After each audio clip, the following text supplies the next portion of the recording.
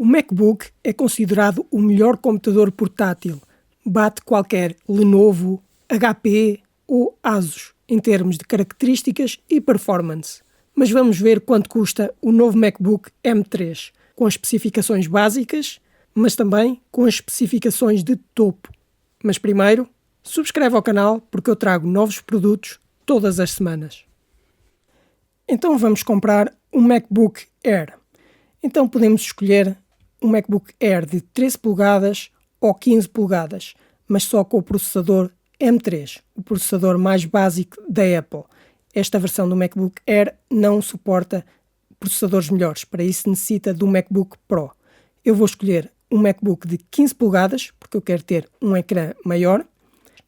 Então as especificações básicas deste MacBook Air de 15 polegadas tem um processador M3 da Apple, com CPU de 8 cores, GPU de 10 cores e Neural Engine de 16 cores, tem 8 GB de memória RAM e 256 GB de armazenamento SSD, com um ecrã Liquid Retina de 15.3 polegadas, uma câmera FaceTime HD 1080p, uma porta de carregamento MagSafe 3, duas portas Thunderbolt 4 USB 4 e um adaptador de corrente com porta USB-C dupla de 35 watts. E estas são as especificações básicas deste MacBook Pro de 15 polegadas, que lhe vai custar 1.649 €, com as especificações mínimas. Mas eu estou aqui a ver que armazenamento de 256 GB é muito pouco para os dias de hoje. Deveria ter pelo menos 500 GB. Mas vamos escolher as especificações melhores para ver o que podemos comprar. Então, em relação à memória, já vem com os 8 GB, que é suficiente para a maioria dos casos, mas podemos escolher 16 GB de memória RAM, que vai custar mais 230 €, ou a quantidade de memória máxima, 24 GB de memória RAM, que lhe vai custar mais 460 €. Vamos escolher para termos as melhores configurações deste modelo. Em relação ao armazenamento, já traz os 256 GB de armazenamento, que é muito pouco, mas se quisermos 512 GB de armazenamento SSD, vai custar mais 231 €. Mas se quisermos 1 TB de armazenamento SSD, que é o que eu recomendo neste momento, vai custar mais 463 €. E se quiser o máximo, 2 TB de armazenamento SSD, vai custar 927 €, quase 1.000 € só no armazenamento. Mas é isso que vamos escolher para ver o preço final. 2 TB de SSD. Ele já traz um adaptador de corrente porta dupla de 35 watts, mas pode escolher um adaptador de corrente USB-C de 70 watts, que não tem diferença no preço.